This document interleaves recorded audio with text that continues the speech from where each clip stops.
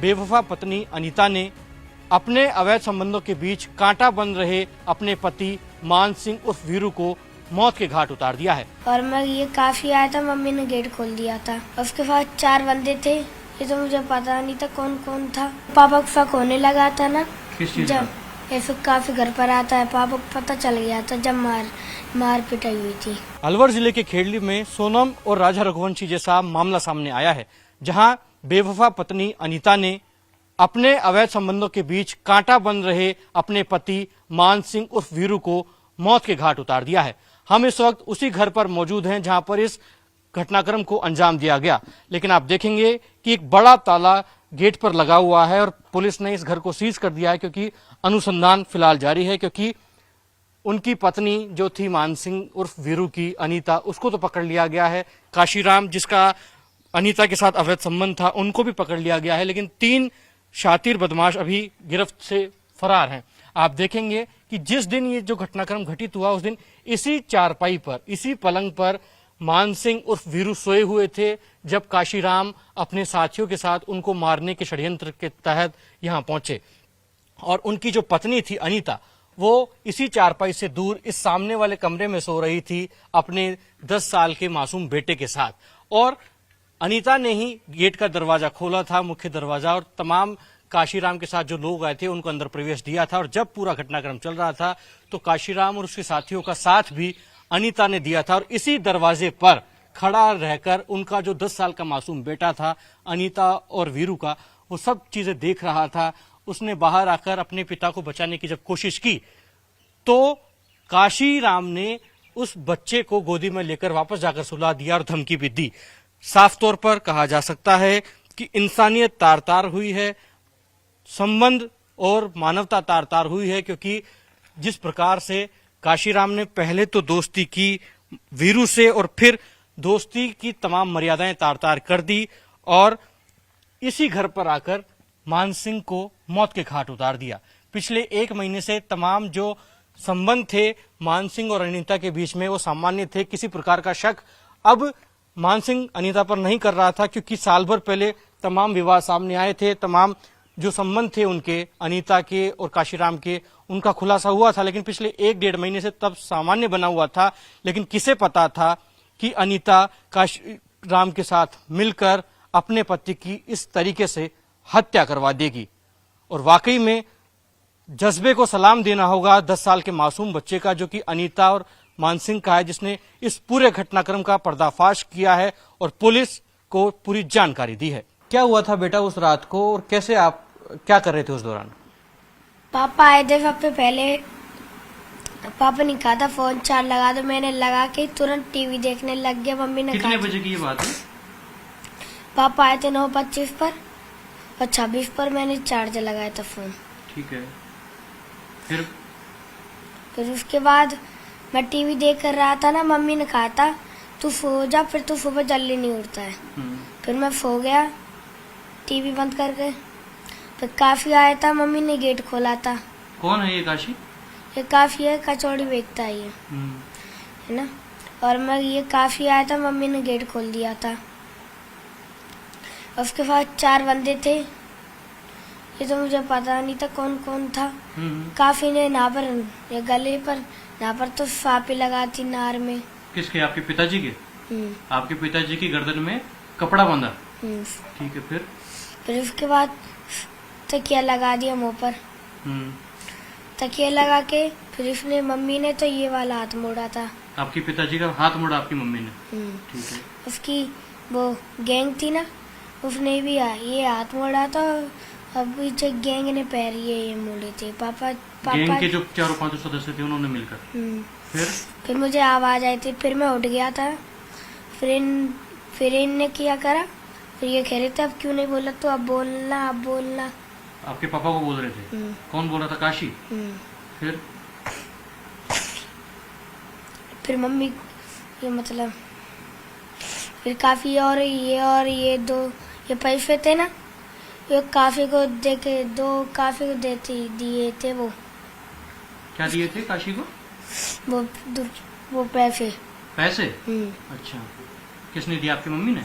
नहीं, फिर पियेंगे जेब तो में ऐसे? से निकाल लेते वो तो। अच्छा, आपके पापा की जेब से पैसे निकाले। फिर क्या हुआ? गैंग के पास पैसे थे और वो काफी को दे दिए, काफी चले गया था फिर। और फिर उसके बाद है ना ये आए थे भी, है ना, जब बोला था अब क्यों नहीं बोला तो अब बोल। फिर उसके बाद ये नार पर तो निशान बनाए थे। चेहरे पर। फिर नाव पर भी निशान बनाए थे, तीन निशान बनाए थे, एक बड़ा था, एक छोटा था, फिर एक छोटा था। और नाव पर मुक्के दिए। कहाँ, गालों पर? नाव आपके पर। पिताजी के। फिर और फिर और भी गाले दिए थे नाव पर, नार पे दिए थे नाव पर कर- इधर। फिर ये उस दौरान आपकी मम्मी क्या कर रही थी? मम्मी तो देख रही थी सब। मम्मी ने भी उनकी सहायता की थी? मम्मी भी आपके पिताजी को मार रही थी क्या? क्या कर रही थी मम्मी? मम्मी ने हाथ मोड़ा था हम्म, और फिर चले गए भीतर। अच्छा। फिर बाद में क्या हुआ? फिर बाद में ये आए थे ना, उसके बाद इनने मुक्के दिए थे। फिर उसने नार पे दिए थे ना, फिर नाक पर दिए थे। कहाँ पर? नाक पर। नाक पर। अच्छा, फिर इनने ना पर मुक्के दिए हैं, फिर ज्यादा तो खा पर नार पे। ठीक है। बाद में क्या हुआ बेटा? बाद में ये चले गए थे ना, हाँ। मम्मी भी कह रही थी ये अब क्यों नहीं बोला तू। मम्मी आपके पापा को कह रही थी कि अब क्यों नहीं बोल रहा है तू? हाँ, फिर नानी फोन कराता है ना इन्हें, है ना, जब ये चले गए थे ना, मुंह में से खून निकल रहा था। आपके पिताजी के मुंह में से खून निकल रहा था। नानी को फोन किसने किया? मम्मी ने। क्या कहा? ये क्या था, या फिर ये ने कहा ना बीरू बोल नहीं रहे। जब आई थी ना नानी, जब वो बहाने बना रही थी मम्मी। रात को आई थी नानी या फिर सुबह आई थी? रात में ही आई थी 4 बजे, अच्छा। है ना। फिर ये नानी आई थी ना, मम्मी ये कह रही थी झूठ बोल रही थी, मतलब है। फिर ये क्यों नहीं बोल रहे बीरू जी, ये क्यों नहीं बोल रहे। फिर मैं का डर गया था। फिर ये भोला भैया को फोन करा था मैंने। भोला भैया कौन है? वो मेरे बड़े भाई हैं। अच्छा, फिर ये आए थे।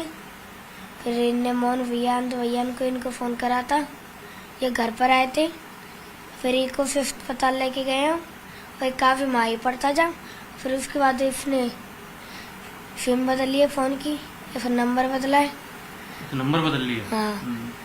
और फिर इनने फोन अब स्विच ऑफ कर रखा है। जब अस्पताल गए आपके पिताजी को लेकर, उस दौरान भी काशी वहां पर था क्या? हाँ। गया था वहां? काशी है कौन बेटा? ये कौन है ये काशी? काफी है कि मेरे तो चाचा लगते हैं। आप उनको चाचा कहते हो? और पापा के दोस्त लगते हैं। कब से हुई आपके पिताजी की और काशी की दोस्ती? 2022 से ही हुई थी। अच्छा, तो आपके घर आते जाते थे काशी? आते थे जब मीट बनती थी। अच्छा, जब मांस बनाते थे तब आते थे। ठीक है। आपके पिताजी जब घर नहीं होते थे तब भी काशी आते थे क्या घर पर? आते थे, और जब पापा भरतपुर चल जाते थे ना, ऐसे फिर जब भी आ जाता था। पिताजी की गैर मौजूदगी में भी आते थे? तो फिर आपकी मम्मी का पिताजी का कई बार झगड़ा हुआ क्या? हुआ था। किस बारे में? किस बात को लेकर? ऐसे पापा को शक होने लगा था ना, किस चीज जब का? ऐसे काफी घर पर आता है, पापा को पता चल गया था जब मार पिटाई हुई थी। फिर पिताजी ने क्या कहा आपकी मम्मा को? ये कहा था आते पीछे के फिर फोन करा तो मैं तुझे बदल दूंगा। अच्छा, जब ये पूरा घटनाक्रम उस दिन रात को हुआ, तब आपने सब कुछ देखा अपनी आंखों से? जब मैं बचाने गया था ना पापा को, आप गए थे बचाने तो मैं गया था, पर काफी है ना घाट पर सुबह दिया मैं, पर मैं सोया नहीं, मैं घाट पे झुक के देख रहा था। अच्छा, जब आप अपने पिताजी को बचाने गए, जब वो 4-5 लोग मार रहे थे, तो काशी जो कि आपके चाचा लगते थे, जो जिनको आप चाचा कहते थे क्योंकि आपके पिताजी के दोस्त थे, तो उन्होंने क्या कहा?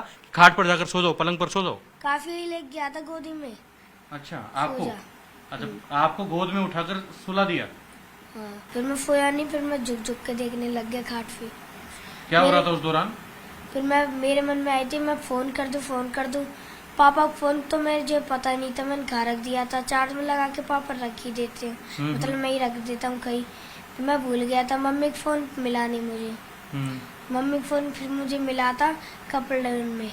अगर उस टाइम आपको फोन मिल जाता तो किसको फोन करते आप? मैं तो सबसे पहले भाई बहन को करता था, इनको बुलाता था, और ताऊ भी आ जाते थे। फिर पापा जिंदा होते आज। अच्छा, अगर आपको उस दौरान मोबाइल मिल जाता तो आपके पिता जिंदा होते, आप इत्तला दे देते तो ऐसा लगता है आपको? लगता है।